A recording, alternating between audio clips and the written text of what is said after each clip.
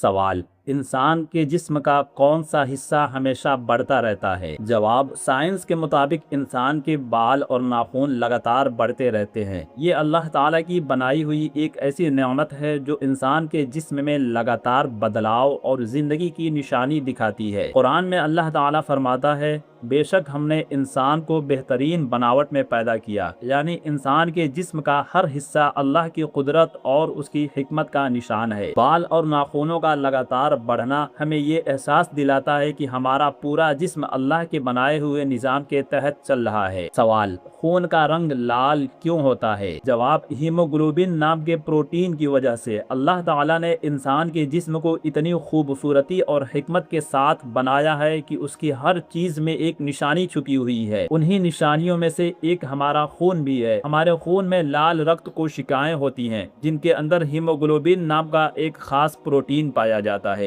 اسی کی وجہ سے خون کا رنگ لال دکھائی دیتا ہے۔ ہیموگلوبن میں موجود آئرن آکسیجن کو پورے جسم تک پہنچانے کا کام کرتا ہے، یعنی یہ صرف رنگ ہی نہیں دیتا بلکہ اللہ کے حکم سے ہماری زندگی کو چلانے کا ذریعہ بھی بنتا ہے۔ قرآن میں اللہ تعالیٰ فرماتا ہے: اور تمہارے اپنے وجود میں بھی بہت سی نشانیاں ہیں، کیا تم نہیں دیکھتے؟ سچ تو یہ ہے کہ انسان جتنا اپنے جسم اور اس کی بناوٹ پر غور کرتا ہے اتنا ہی اسے اللہ کی قدرت، علم اور رحمت کا احساس ہوتا ہے۔ سوال: ماں کے پیٹ میں بچہ کیسے زندہ رہتا ہے؟ جواب: یہ اللہ تعالیٰ کی ایک ایسی عظیم قدرت ہے جسے سوچ کر انسان حیران رہ جاتا ہے۔ ماں کے پیٹ میں بچہ نہ خود کھانا کھاتا ہے اور نہ اس دنیا کی ہوا میں سانس لیتا ہے، پھر بھی اللہ اسے ہر پل رزق اور زندگی دیتا رہتا ہے۔ بچہ پلیسینٹا کے ذریعے ماں سے آکسیجن اور خوراک حاصل کرتا ہے اور گربھ جل ایمنیوٹک فلوئڈ جو بچے کو چوٹ اور نقصان پہنچانے سے محفوظ رکھتا ہے، یعنی ماں کے پیٹ میں بھی اللہ بچے کی حفاظت اور پرورش کا پورا انتظام فرما دیتا ہے۔ قرآن میں اللہ تعالیٰ فرماتا ہے: وہ تمہیں تمہاری ماؤں کے پیٹوں میں ایک کے بعد ایک شکل دیتا ہے، 3 تاریک اندھیروں میں۔ ایک جگہ اور فرماتا ہے: اور ہم نے انسان کو مٹی کے نچوڑ سے پیدا کیا، پھر اسے ایک محفوظ جگہ یعنی کہ ماں کے پیٹ میں ٹھہرا دیا۔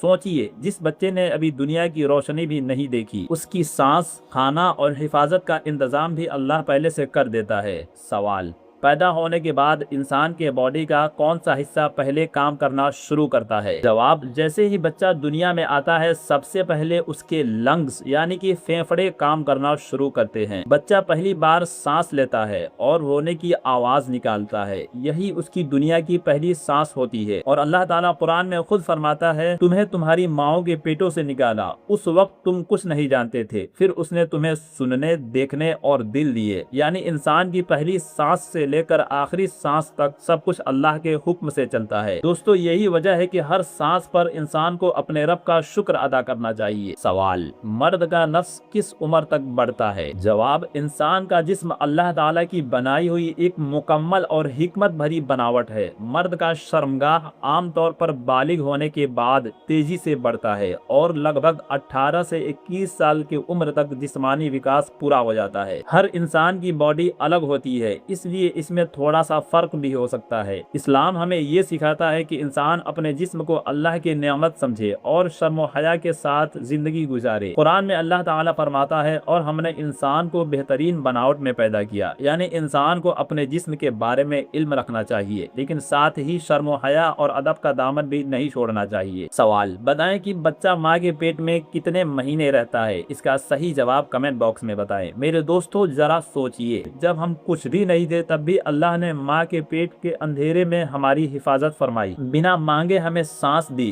دل کی دھڑکن دی اور دنیا میں آنے سے پہلے ہمارے رزق کا انتظام کر دیا۔ آج ہم اسی رب کی بنائی ہوئی نشانیوں کو سن رہے ہیں جن کے بارے میں انسان جتنا سوچتا ہے اتنا ہی اسے اپنی رب کی قدرت کے آگے جھکنا پڑتا ہے۔ تو اگر آپ کو واقعی لگتا ہے کہ اللہ نے آپ کو کمال کا بنایا ہے تو ہماری اس چھوٹی سی معلومات کو لائک کریں، اور اگر آپ کو اللہ کی قدرت پر بھروسہ ہے تو کمنٹ باکس میں اللہ اکبر ضرور لکھیں۔ اور ہاں، اس طرح کے اور بھی معلومات کے لیے ہمارے چینل کو سبسکرائب کرنا نہ بھولیں۔ تو ہم ملتے ہیں ایک اور نئے ویڈیو میں نئے معلومات کے ساتھ، تب تک کے لیے اپنا خیال رکھیں اور ہمیں بھی دعاؤں میں یاد رکھیں۔ السلام علیکم، خدا حافظ۔